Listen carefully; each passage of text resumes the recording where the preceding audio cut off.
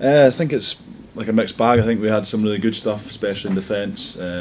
Loads of sort of physicality and effort shown, but just didn't look after the ball sometimes. And obviously, like the conditions played a part, but I still think we could have done more to look after it. The first outing, we've obviously done sort of trying to simulate it in training and stuff, but I guess there's nothing really like it when you go out, especially at Murrayfield, and there's a lot going on. But I thought we just showed a lot of character, like obviously behind at half time, and yeah, just showed loads of character and defence effort. It was really good. How was the captaincy for you personally? Because it can be a distraction, especially when it's a new role. Yeah, I think when I had the captaincy at under 20s, the thing that I sort of took from it was just like focusing on my performance first and foremost, and I think I did that. And then I mentioned it before the game, but the vice captains, not just the vice captains, Chris and Sam, but Ali, Kyle Steyn, who's obviously the captain at Glasgow, there's like loads of leaders that kind of support me, and they told me that they supported me throughout the week, which really helped. The team didn't exactly lack attacking threat in the Six Nations, but just how big a boost is it having Darcy back out there? Yeah, it's huge. Like, he was pretty sharp today, and it's just nice looking up from a scrum or a maul when you've been making a few tackles or a few carries and rucks in a row, and then you see the backs have sort of made a bend. I just think off the back of that we could have looked after the ball a bit better. Did you say much at half time to the team? I'm trying to think. I think what was said was just we can bring more speed, we can bring more sort of comms around what we're doing.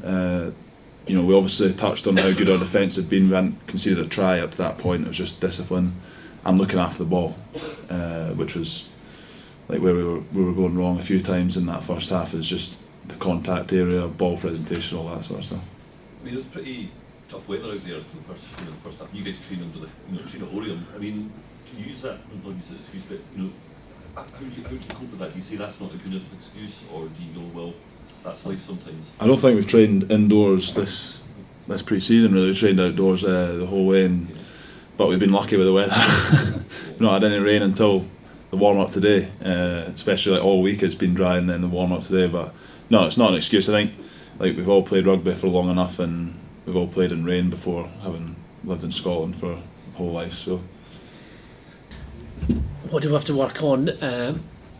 Our handling, and that's handling in the wet. So keeping our depth, making sure we get the catch first. Our contact area, Italy are really strong in that area. They've got a few jackal penalties. They did that in the Six Nations too. So those are the two that stand out, and probably that would have led to more pressure that we could exert in our attacking game. Although our movement off the ball was good, we just didn't get to phase 4 or 5 enough. And it was pleasing that we finished with a try that was accurate attack, good passing, good work of the ball, and good decisions. But we want to work on every area. So the areas that were positive, we want to build on them. I thought set piece wise, our maul looked good when we actually went through with it. Our maul defence was excellent. Our scrum was very good on both sides of the ball, our ball and opposition. I think we drove Italy off for two turnovers there, and we were dominant on our ball. So we want to build on that as we have the challenges that come ahead. Another one was defensively. I felt maybe 80% of the time, 90% of the time, our defence was excellent. They were really physical in the tackle. We spread out well, communicated well, but every now and again I think we could have brought more impact. But that's a credit to Italy too. The way they play, they stress defences because they're willing to move the ball wide, and they were more accurate than us at handling today. And just Darcy Graham, how important is he when we see him again? We just got to get enough. Well, I think that there's a lot around the World Cup squad selection, but really the important thing is us to get the team out there and play these big games. So we go into that South Africa game with a team that has gelled together and had played in big games. And probably just now there's I'm not going to say there's no bigger challenge in playing France.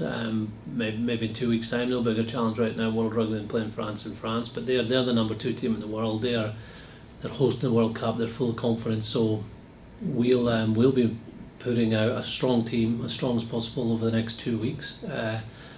And the way Darcy's played for us in the last few seasons, he's obviously going to be very much in the mix for that. And it was great that he got a game today. He obviously had played a couple of games for Edinburgh at the end of the season, but missed Six Nations, and we just need to get him and the back 3 more ball.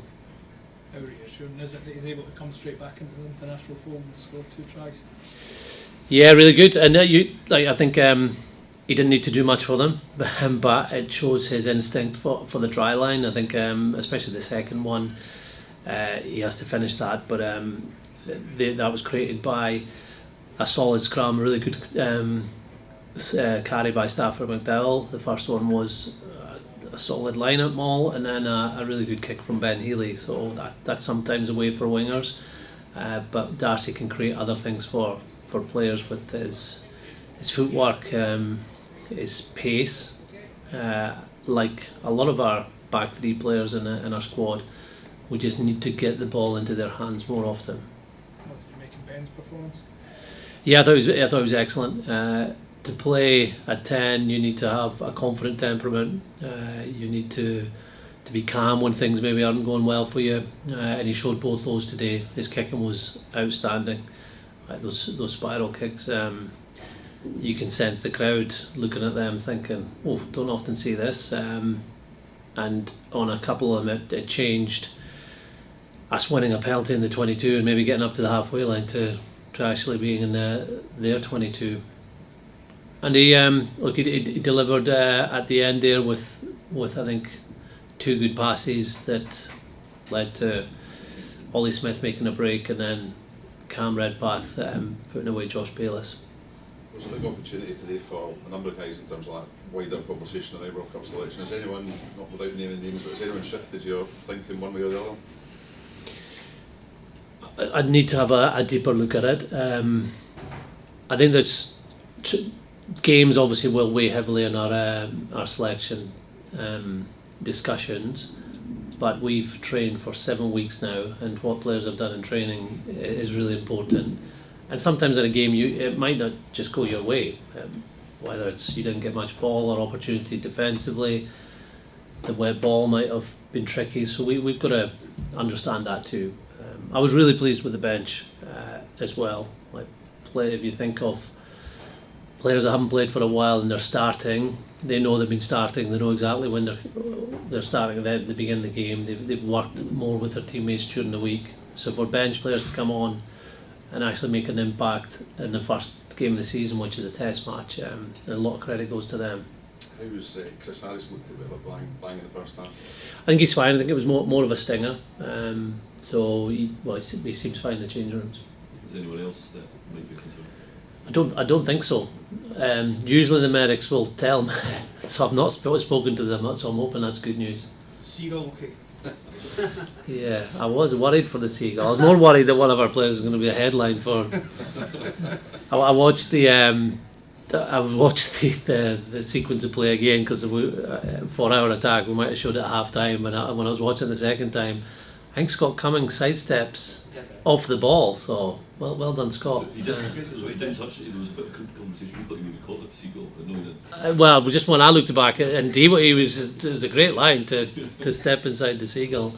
And we have to say that the weather obviously was a factor today. I was drenched watching them warm up, but that will affect some things. Collisions, the ball can squirt out, or just catch pass. But we know we have to be better there, and I agree with Rory.